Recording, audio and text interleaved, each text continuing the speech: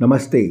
आर्यावर्त की कहानियां में आज से हम पढ़ेंगे ईशावास्य उपनिषद।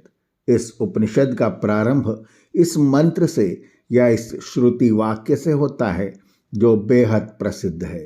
पूर्ण अदः पूर्ण इदम पूर्णात् पूर्ण उदच्यते पूर्णस्य पूर्ण आदाय पूर्ण एव अवशिष्यते।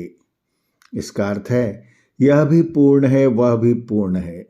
पूर्ण से पूर्ण निकलता है, पूर्ण में से पूर्ण निकाल दें तब भी पूर्ण ही बच रहता है।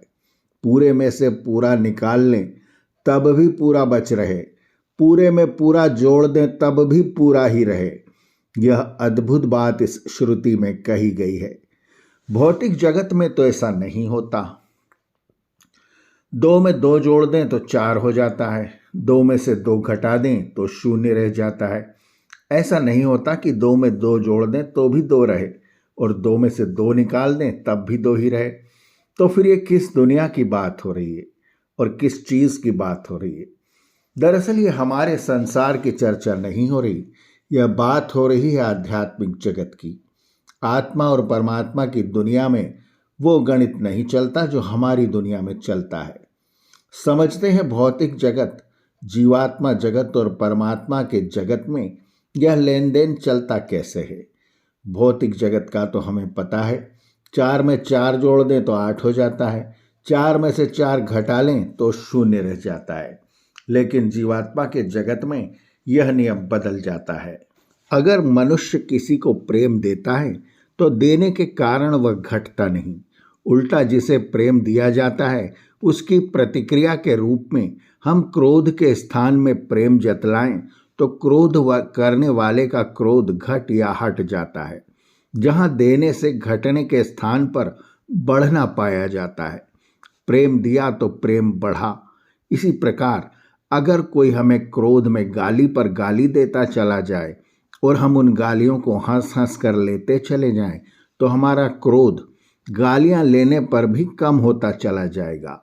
दूसरे का क्रोध गालियां देते देते बढ़ता चला जाएगा। यहाँ गालियां लेने से क्रोध का बढ़ने के स्थान पर घटना पाया जाता है। गालियां ली, हंस दिए और क्रोध घटा। गालियां देने वाले का क्रोध घटने के स्थान पर बढ़ सकता है, जबकि देने से घटना चाहिए, पर यहाँ देने से बढ़ जाता है। परमात्मा के जगत को देखा जाए तो भौतिक जगत निर्जीव है, इसलिए वहाँ भौतिक पदार्थ में प्रतिक्रिया नहीं होती। जोड़ें तो जुड़ता गया, घटाया तो घटता गया।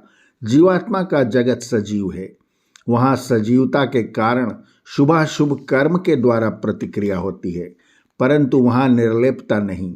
इच्छा है, प्रेम करें या न करें, क्रोध करें या न करें, परमात्मा का जगत निर्लेप है।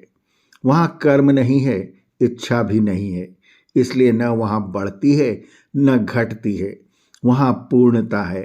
इच्छा रहितता तथा पूर्णता में न कुछ जोड़ा जा सकता है न कुछ घटाया जा सकता है। अगर पूर्णता में कुछ जोड़ा जा सके तो उतने अंश में वह अपूर्ण है, इसलिए पूर्ण नहीं है। अगर पूर्णता में से कुछ घटाया जा सके तो उतने अंश में वह अपूर्ण है, इसलिए वह पूर्ण नहीं। पूर्णता का अर्थ ही यही है कि अगर उसमें कुछ जोड़ा जाए तब उसमें बढ़ती नहीं, अगर उसमें से कुछ घटाया जाए तब उसमें घटती नहीं। दूसरे शब्दों में उसमें न कुछ जोड़ा जा सकता है न उसमें से कुछ घटाया जा सकता है। इसी भाव को अत्यंत कवितामयी भाषा में श्रुति में कह दिया गया है कि पूर्ण में पूर्ण जोड़ दिया जाए तब भी वह पूर्ण ही रहता है, पूर्ण में से पूर्ण घटा दिया जाए तब भी वह पूर्ण ही रहता है। पूर्णता की इससे बढ़कर कोई परिभाषा नहीं हो सकती। यह अद्भुत बात उपनिषद के ऋषि ही कह सकते हैं, इसलिए उनका महत्व है क्योंकि उनके वाक्य अध्यात्म, ध्यान और समाधि की अवस्था में निकलते हैं। आर्यावर्त की कहानियां के अगले अंक में हम पढ़ेंगे ईशावास्योपनिषद का दूसरा मंत्र। आर्यावर्त की कहानियां चैनल को सब्सक्राइब करें और बेल आइकन के बटन को दबाएं ताकि हम जब नया वीडियो लेकर आएं तो उसकी सूचना आपको तुरंत मिल जाए। धन्यवाद। नमस्ते।